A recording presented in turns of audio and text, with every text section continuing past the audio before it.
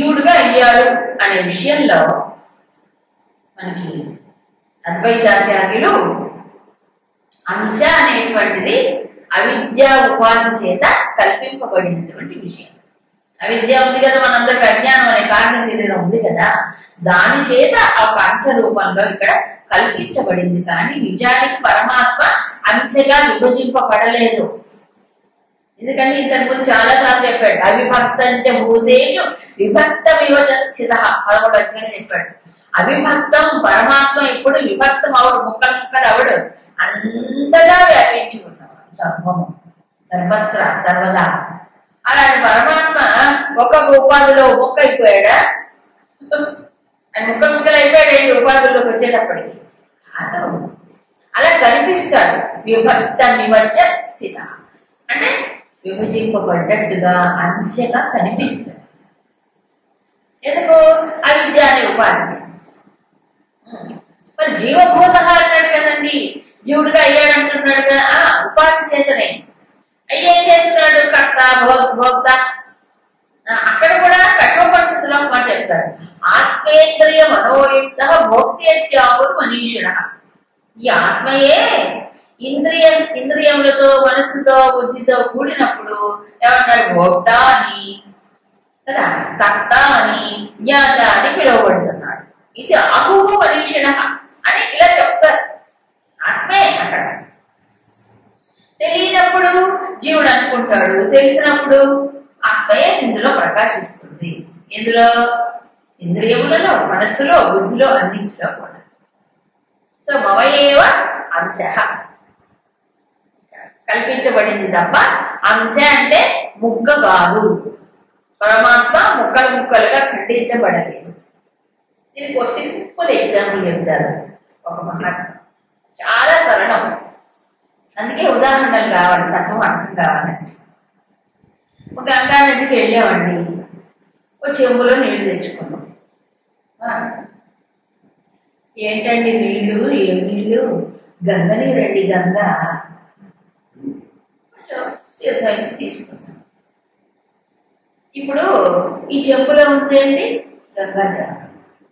So Ganga అనగానే ఈ చెంబులో నీరేనా గంగా? గంగ అంటే ఏంటి? ఓ పెద్ద ప్రవాహం, ఎక్కడి నుంచో వస్తుంది హిమాలయాల్లో, ఎంత నిరంతర ప్రవాహమే అనేది గంగ. గంగా అనగానే చెంబులో నీరు కాదు, మరేమిటి అసలు గంగ అది. ఇదేమిటి మరి? ఇది కూడా గంగే. మరి అది గంగ ఇది గంగ అంటే అవును, ఇప్పుడు చెంబులో కొంచెం తెచ్చుకున్నాను అంతే, అవునా కదా? అట్లాగే ఇది ఒక చెంబు అనుకోండి, ఇదొక చిన్న ఉపాధి, అవునా? ఈ ఉపాధిలో ఉన్నది ఎవరు? పరమాత్మ. అసలు పరమాత్మ లేడా మరి? ఆయన ముక్కలైపోయాడా ఏంటి? ముక్కలైంచాలే. ఆయన ఏమో ఖండిత పరమాత్మ పరమాత్మే ఈ ఉపాధిలోకి వ్యక్తం అవుతున్నాడు. ఉపాధి జాతాత్మ్యం కోసం మళ్ళీ పరమాత్మగానే ఉంటాడు. అందుకని జీవభూత అంటే ఏంటి? వ్యవహార దృష్టిలో నుంచి చెప్పాడు, పారమార్థిక దృష్టిలో చెప్పలే. జీవుడికి చెప్పాలి కదా అంటాడు. స్కందోపనిషత్తులో జీవ శివ శివో జీవ రెండు ఇంటించాడు అంటే అందుకే మనకి ఏమవుతుంది సందేహం వస్తుందేమో అని జీవ శివ శివో శివ. మరి ఎందుకు రెండు మాటలు చెప్పాలి? రెండు మాటలు ఎందుకు చెప్పాలి అంటే దాన్ని చెప్పాడు. అక్కడ ఏమన్నాడు? దానికి ఒక ఎగ్జాంపుల్ కూడా చెప్పాడు. వడ్ల గింజ బియ్యపు గింజ చాలా బాగుంటుంది. చిన్న ఎగ్జాంపుల్ మనం అన్నింటికి వచ్చి చెప్తారు ఎగ్జాంపుల్ ఉపనిషత్తులో కూడా. వడ్ల గింజ బియ్యపు గింజ ఏంటంటే తేడా? బాబు తెలుగులో సాగుతుంది ఏంటి సార్? వడ్ల గింజలో బియ్యపు గింజ అండి అంటారా? అంటే ఏమి లేదు అక్కడ, ఓపెన్ సీక్రెట్ అంతే కదా. ఇప్పుడు వడ్ల గింజ బియ్యం గింజ ఏంటి తేడా? పొట్టు ఉంటే వడ్ల గింజ, పొట్టు తీసేస్తే బియ్యం గింజ. ఇప్పుడు ఆ బియ్యం గింజ వడ్ల గింజ వేరా? లేదు. పొట్టుతో ఉన్నప్పుడు వడ్ల గింజ అంటున్నాం. అలాగే ఈ పొట్టు పొట్టే మరి కాకపోతే ఏమంటాం. అందుకే కోశములు అన్నారు. వీళ్ళు ఏమన్నారు? కోశములు. కోశం అంటే ఏంటి? పైన ఉండే పొరలే. పొర అంటే పొట్టే కదా. మరి ఐదు రకాల పొరలు. ఏం పొరలు? అన్నమయం, ప్రాణమయం, మనోమయం, విజ్ఞానమయం, ఆనందమయం, కోశం. ఈ కోశములలో కనిపిస్తుంది కాబట్టి, కోశముల్లోనే చూడాలి కాబట్టి, చూపిస్తున్నారు కాబట్టి దీన్ని ఏమన్నారు? అంశేన అన్నారు. అంతే, వేరు కాదు.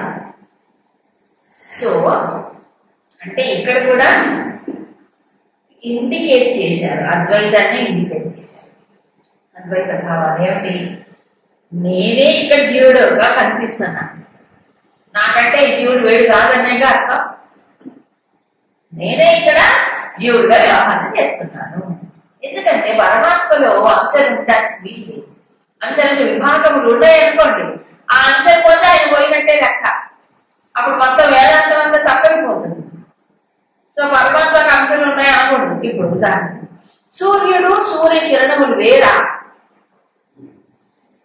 ఒకవేళ వేరైతే సూర్యుడు లేకుండా కిరణాలు చూడండి వేరుగా ఉంటాయి.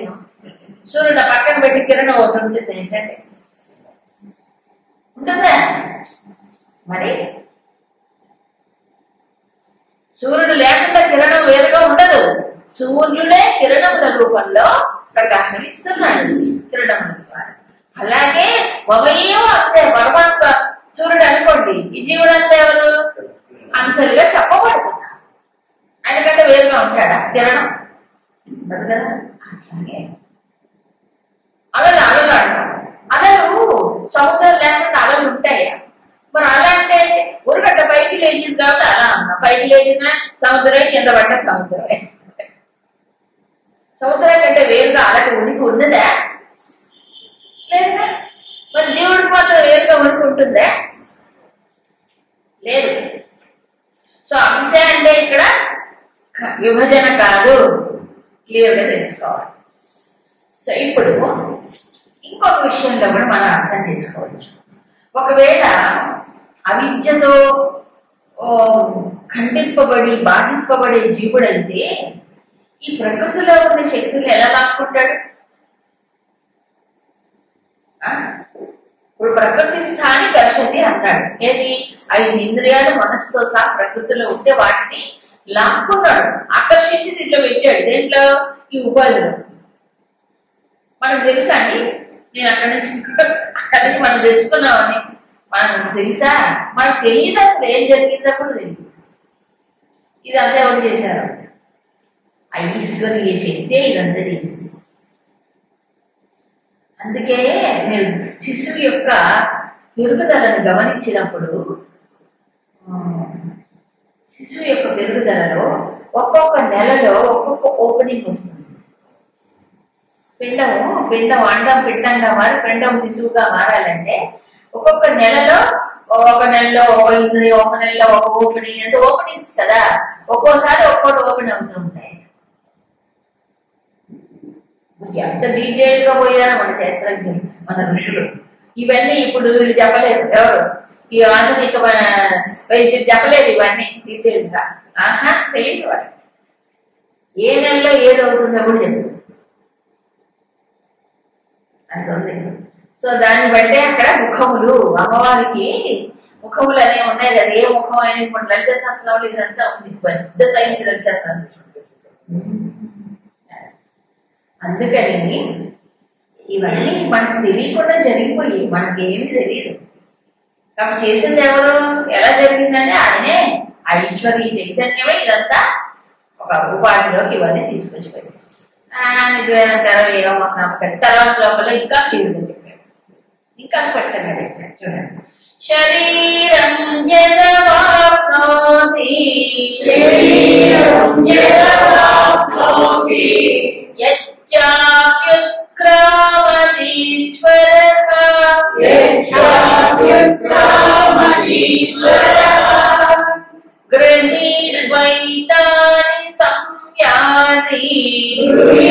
గృహీర్వైతాని సంయాతి వాయుర్గంధాని వాసయాత్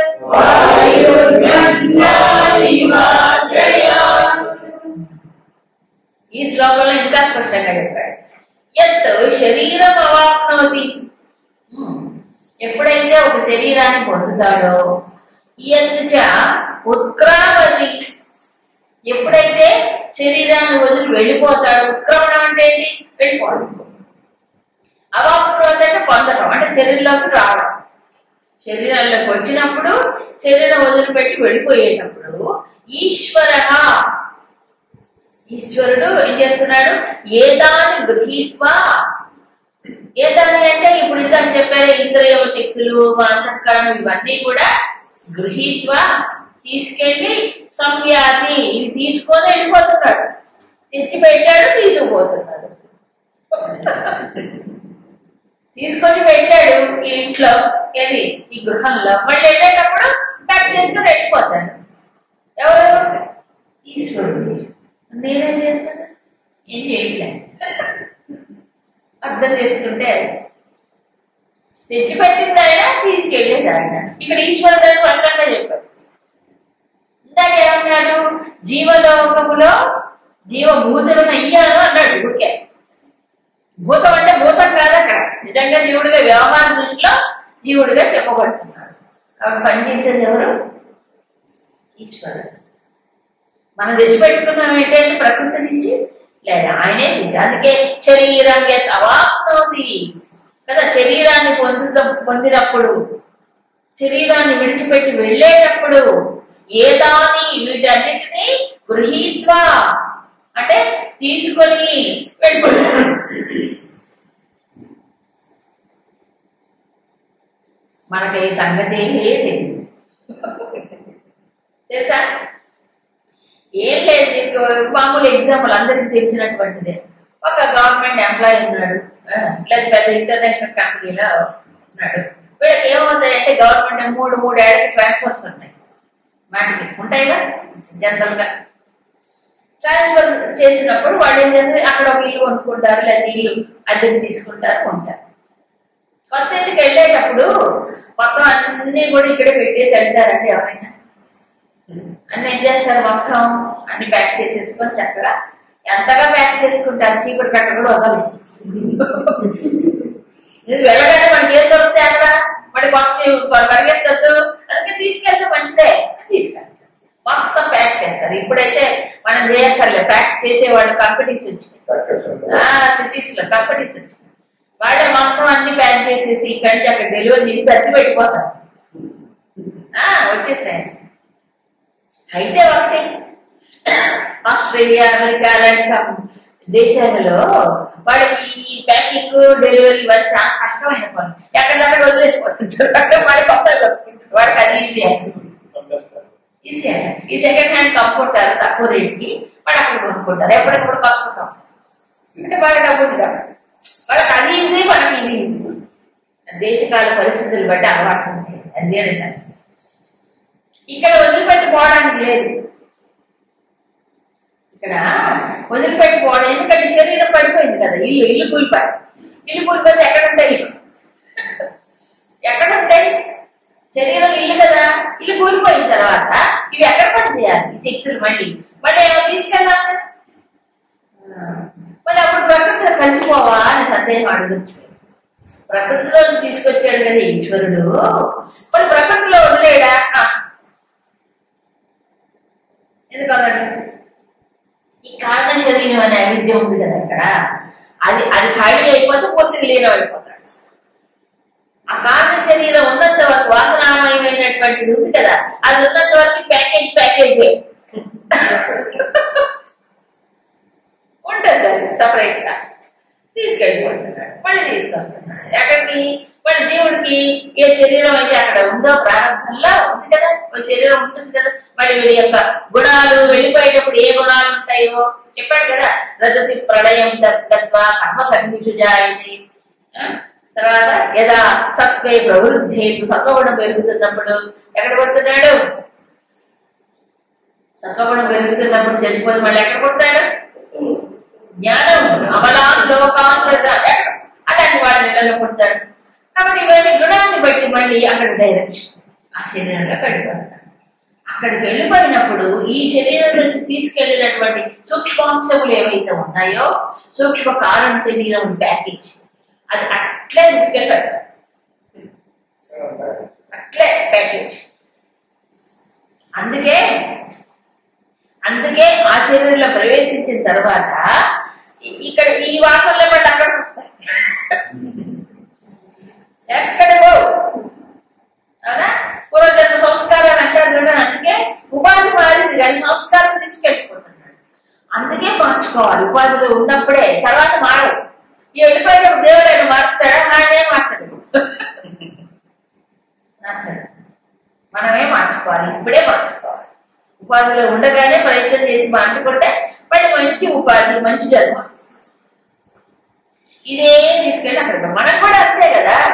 ఈ ఇంట్లో ఉన్నప్పుడు ఏ సామాన్లు కొనుక్కున్నా అవన్నీ తీసుకెళ్ళి అక్కడ పెట్టుకుంటాం కదా. మళ్ళీ అట్లాగే ట్రాన్స్ఫర్ అంతే. ఏ ట్రాన్స్ఫర్? సూక్ష్మ కారణ శరీరములు ఉంటాయి. అయితే ఇక్కడ ఒక ఉదాహరణ చెప్పాడు భగవంతుడు, మంచి చేశాడు. వాయువు గంధాన్ ఆశయాత్ గృహీత్వా సంయాత్. వాయువు అంటే గాలి. గాలి మామూలుగా ప్రసరిస్తూ ఉంటుంది, ఓ చోట నుంచి ఇంకో చోట. ఇలా వెళ్తూ ఉన్నప్పుడు గాలి ఒకటే. ఆ గాలి మల్లె తోట మించి వచ్చింది అనుకోండి. మల్లె తోట మించి వచ్చిన గాలి ఎలా ఉంటుంది? నేను ఎంత మంచి వాకి ఇక్కడ మల్లెపూలు మల్లి చెట్టుందా వెంటనే చూస్తాం. అలాగే ఒకసారి గుమగలాడు వాసన వచ్చింది అనుకోండి. కాబట్టి వాడు స్వీట్ తయారు చేస్తున్నారా మన ఇంట్లో అంటావా? వాసన వచ్చింది. ఏమని? గాలి నుంచి ఆ స్వీట్ వాసన మన ముక్కుకు సోకింది. ఆ స్వీట్ ఉన్నట్టు తెలుసుకున్నామన్నా. ఆ గాలి వచ్చేటప్పుడు ఏం పట్టుకొచ్చింది? అగ్ని స్వీట్ వచ్చేటప్పటికి ఆ మధురమైన వాసన పట్టు మోసుకొచ్చింది. అక్కడి నుంచి ఆ వస్తువు అక్కడే ఉంది, మన దగ్గర రాలే. వాసన వచ్చి మనకి సందేశం ఇదిగో స్వీట్ ఉంది వాడని. అవునా? ఓ బురద గొంటు ఉంది, ఏదైనా ఆ బురద గొంటలో వచ్చే వాడు పాపం ఏంటంటే పక్కన కొనుక్కుంటుంది. ఏదైనా ఒకటే ఆశయా అంటే ఒక ఆధారం. దాంట్లో నుంచి దానిపైన గాలి వీచినప్పుడు వస్తువు అక్కడే ఉంటుంది. ఈ పరిమళాన్ని సుగంధమో దుర్గంధమో పట్టుకొచ్చింది కదా. ఇది పట్టుకొచ్చేటప్పుడు సున్నితంగా అలా దానిపై నుంచి వీచుకుంటూ సున్నితంగా పట్టుకొచ్చింది. దానికి ఏ వస్తువుకి ఏమి నష్టం కలుగుతుందా? అట్లాగే ఈ శరీరంలోంచి ఇవి తీసుకెళ్ళిపోయేటప్పుడు ఎక్కడా తీసుకెళ్ళినట్టు ఎక్కడా కనిపిస్తుందా మనకి? అసలు వెళ్ళిపోతున్నట్టు తెలుసండి, తీసుకెళ్ళిపోతున్నట్టు కూడా తెలియదు, ప్యాక్ చేస్తున్నట్టు కూడా తెలియదు. ఎవరైనా చూసారు, ఫోటోలు తీసారా? వెళ్ళిపోతాడు చూసారా? ఇబ్బందులు ఉంటాయి. వెళ్ళిపోతాడు అంటే ఇదే ఇలా పడిపోతుంది. అప్పటిదాకా తెరిచిన కళ్ళు మొత్తం పడిపోతాయి. అవునా? లేక తెరిచిన కళ్ళు అట్లే ఉంటాయి, పడిపోతాడు. ఎందుకు? దీన్ని ఆపరేట్ చేసి వాడు వెళ్ళిపోయాడు. అయితేనే శక్తి పోయింది పోలే. అప్పుడు గజు కళ్ళు అయిపోతుంది, భయంకరంగా ఉంటాయి. అవునా కదా? ఎందుకని? లోపల శక్తి పోయింది, ఊరికే పైన ఫ్రేమ్ మిగిలింది. ఈ ఫ్రేమ్ కూడా కుళ్ళిపోతుంది ఉండదు. అది వెళ్ళిపోగానే ఈ శరీరం ఇంకా పనికి రాదు. వెంటనే విచిన్ 24 hours తీసుకెళ్ళిపోవాలి, ఉంచడానికి లేదు. నీలో జీవుడు విడువగనే ఉంచరు నిన్ను 10 నిమిషాలు. పదమే ఓ మనస సేవించుటకు. దీన్ని పట్టుకొని ఊగులాడతాను బాబోయ్. ఎవరి కోసం ఉంది ఇల్లు? ఎవరి కోసం ఉంది ఇల్లు? ఆయన కోసం. ఆ మహారాజు నుంచి కూర్చుంటాడు, ఇవన్నీ తీసుకొచ్చి కూర్చుంటాడు దీంట్లో. ఆ మహారాజు వెళ్ళిపోగానే ఎందుకు పనికిరాదు, 12 గంటలు వేసి తగ్గేయ లేదా భూమి లోపల 6/3 ఉంటుంది పదాలు. అంతే కదా? అప్పుడు మరి జీవుడు అని ఎందుకంటాడండి? జీవుడు అని చెప్పారు కదా, అవిద్య ఉపాధులు ఉన్నంత వరకు జీవుడు అని పిలువబడుతున్నాడు. ఆ అవిద్య అనేది తొలగిపోయినప్పుడు దేవుడే అయిపోతాడు. అందుకే జీవో దేవ సనాతన. అయితే ఇక్కడ కొంతమంది మహాత్ములు ఈశ్వరుడు జీవుడు వేరు కాదని తర్వాత శ్లోకాన్ని చెప్పాడు. ఇందాక అంశ అన్నా ఇక్కడ ఈశ్వరుడే అనే మాట చెప్పాడుగా. ఇక్కడ అంశ కూడా అనలేదుగా, అంశ కూడా అనలేదు. ఇక్కడ ఈశ్వరుడే అన్నాడు ప్రత్యేకం. అయితే కొంతమంది ఏం చెప్తారంటే ఈశ్వరుడు అన్నాడు ఎందుకన్నారు అని అంటే ఈ సంఘాతం ఏది కాలు శరీరం చుట్టూ శరీరం దేహం ఇవన్నీ ఒక కలయికగా ఉంది కదా, దీనికి అధిపతి అవ్వటం చేత ఈశ్వరుడు అన్నాడు. ఈ సంఘాతం మొత్తం ఎవరి కోసం పనిచేస్తుంది? ఎందుకంటే కలిపి ఉంచింది ఎవరు? ఈ మొత్తాన్ని కలిపి ఉంచింది ఎవరు? ఇది నవద్వార పురం అనేది ఇంకో పేరు. నవద్వార పురం తెలుసుగా, దీంట్లో 9 గేట్స్ ఉన్నాయి. గేట్లు 9 గేట్లు దేనికి? పురాణం శరీరాన్ని ఉన్నాయా? ఈ గేట్లలో దేవుడు బయటకు వస్తాడు, అప్పటికి రంధ్రాలు అన్నారు, నవరత్నాలు అంటారు. ఎంత విచిత్రం అంటే దీంట్లో నీరుంది, ఉందా? అగ్ని ఉంది, వాయువు ఉంది. వాయువు బయటికి వెళ్తుంది, లోపలికి వస్తుంది, బయటికి వెళ్తుంది, లోపలికి వస్తుంది. తీసుకుంటున్నావా? అవునా? బయటికి వెళ్ళిన కానీ లోపలికి వస్తుంది, సంచారం జరుగుతుంది, చక్కగా లోపలికి వస్తుంది. ఇక దీంట్లో నీరు కూడా ఉంది, కానీ ఎక్కడా కూడా లీకేజ్ లేదు. మనకు అవసరమైనప్పుడు అవసరమైన దాంట్లో బయటికి పంపిస్తాను, కానీ ఎక్కడైనా లీకేజ్ ఉందా? అన్ని రంధ్రాలే. ఇంకోటి, ఇప్పుడు ఇన్ని రంధ్రాలు ఉన్నాయి కదా, ఈ ప్రాణం ఎందుకు ఎగిరిపోదు? ప్రాణం అనేది లోపల ఉందా?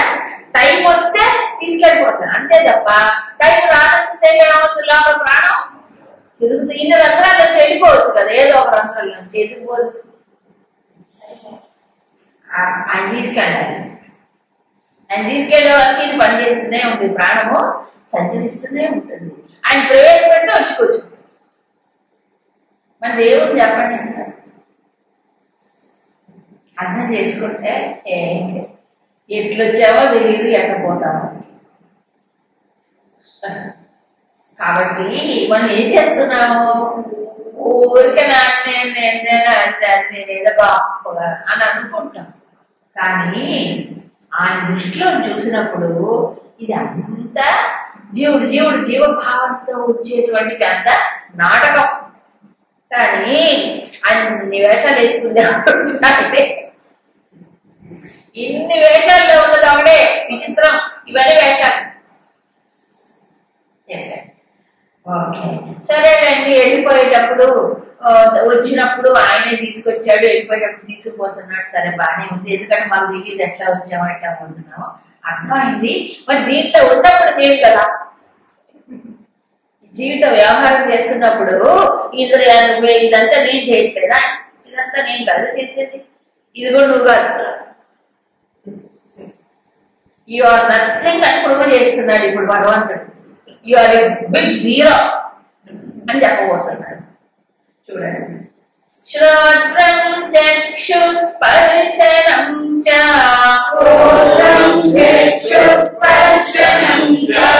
రసనం ఘ్రాణమేవ చ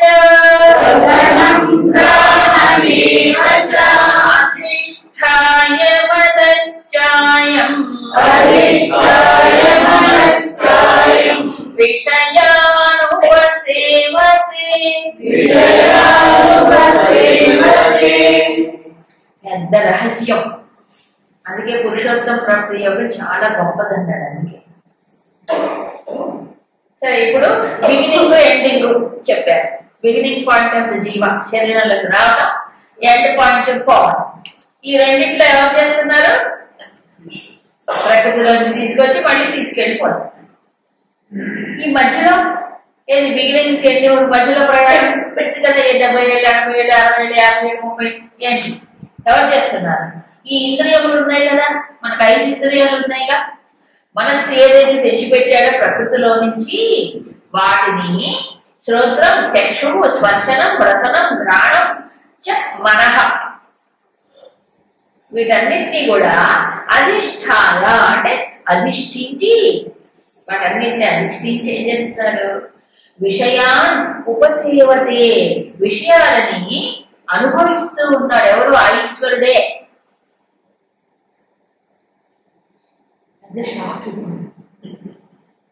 షాక్ కదా.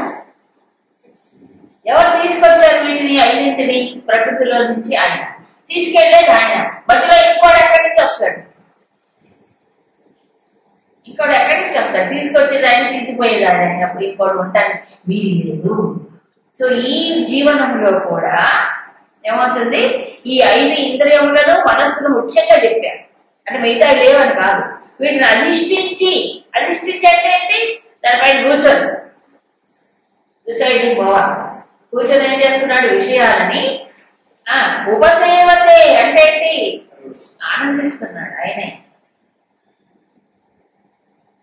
నేను కదా నువ్వు కాదని చెప్తున్నాడు. పెద్ద పెద్ద కరివీపు, ఒక పెద్ద షాకు. నేను తింటున్నా స్వీట్ ఏం కదా తినేది కాదు అంటే ఇది తెలుసుకోవడమే జ్ఞానం. ఇది తెలుసుకోవడమే జ్ఞానం. సినిమా ఎవరు చూస్తారు? నేను. ఆయనే. ఓ భలే ఉపాయం చెప్పాడు. ఆయన ఏ పని అయినా ఏదైనా తీసుకుని ఆయన చేశాడు అనొచ్చా? పేదలు ఇంట్లో అడుగుకుంటాడు. చెవలేదు రాజు అక్క వేసి నేను సరే అట్లా నిన్ను కూడా వాడుకోవచ్చు కాదు, దేవుడు కొట్టాడు. అప్పుడు సరిపోతుంది. ఇది పెట్టలేదంతా కాదండి. నువ్వు దేవుడు కొట్టాడు, వాడు కూడా నేను కొట్టినప్పుడు కూడా దేవుడు కొట్టాడు అనుకో, అప్పుడు నీకు తెలుసు. అవునా? అంటే ఒకవైపే కాదు, ఇక్కడ అన్ని పక్కల నుంచి చూసుకోవాలి.